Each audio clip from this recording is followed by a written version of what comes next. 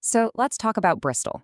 On the one hand, you've got a city that is absolutely booming. We're talking record-breaking success, new investments rolling in. But on the other hand, that same success story has a flip side, and it's one that's creating some really deep divisions and you could say pushing the city to a kind of breaking point.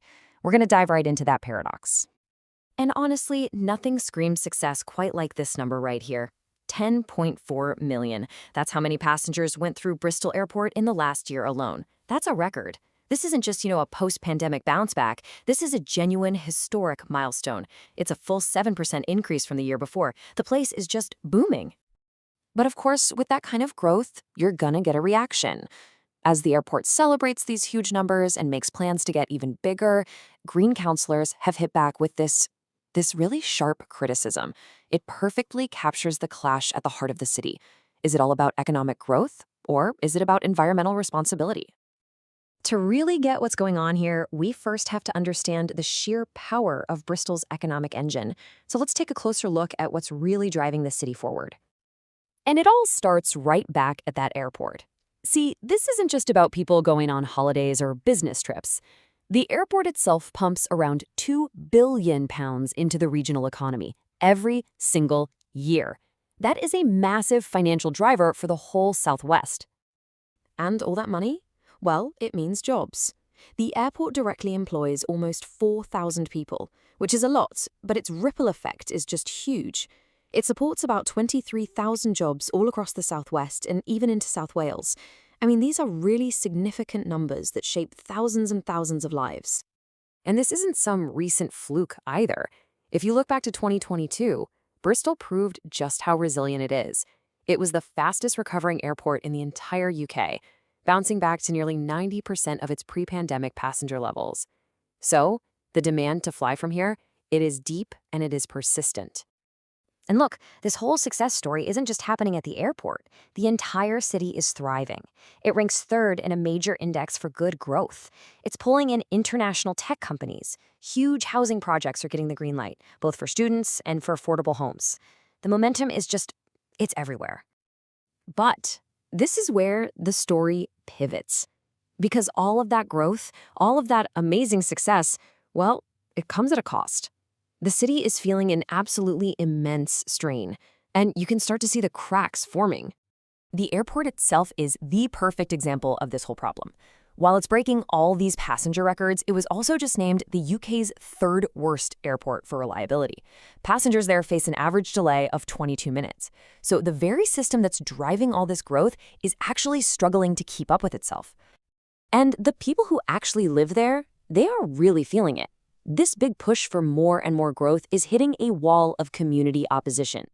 Surveys show that the vast majority of local residents are against the airport getting any bigger. They're worried about, well, a pretty predictable trio of things: more traffic, more noise, and of course, more carbon emissions. That worry about traffic isn't just an airport thing, it's a citywide problem. And it's leading to some pretty controversial solutions, like these livable neighborhood schemes. The idea is to cut down on traffic and pollution by putting in things like bollards and planters. But, as you can imagine, it's kicked off a huge debate about whether it just makes driving impossible for people who need to. And then there's the housing crisis. And this might be the most painful strain of all. Bristol's success has made it a really expensive place to live. So expensive that people who work in Bristol are now looking across the border to towns like Newport in Wales, where they can save an average of 43% on property costs. The boom is literally pricing its own people out of the city.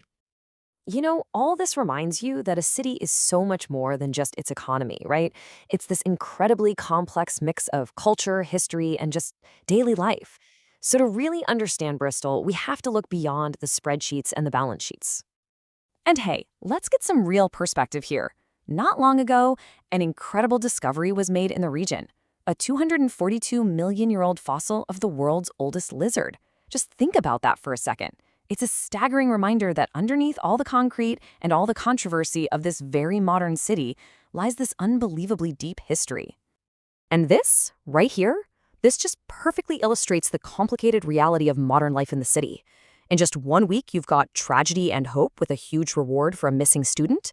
You've got culture with a Canadian band booking a gig, you've got serious crime, you've got university life, and you've even got international geopolitics with the surprise closure of an Israeli weapons facility. It is all happening all at once. So you take all of that, the growth, the strain, the deep history, the messy, complicated reality of today, and it all brings us right back to that central conflict. Bristol is truly at a crossroads, and it's facing a fundamental choice about what kind of future it wants. And the debate over that future is getting bigger and wilder. So on one side, you have Plan A, just expand the current airport. But now, this really radical, almost far-fetched alternative is popping up again. Plan B, the Severn side proposal. The idea is to close both Bristol and Cardiff airports and build one massive new international hub in between. It just goes to show you how high the stakes really are. And so we end with the question that really sits at the very heart of this city's dilemma. Should Bristol keep chasing growth at all costs, or is it time to pump the brakes for the sake of the climate, and maybe for the city itself? It's a choice that isn't just facing Bristol, but cities all over the world. What's the right path forward when the very engine of your success might also be the source of your biggest problems?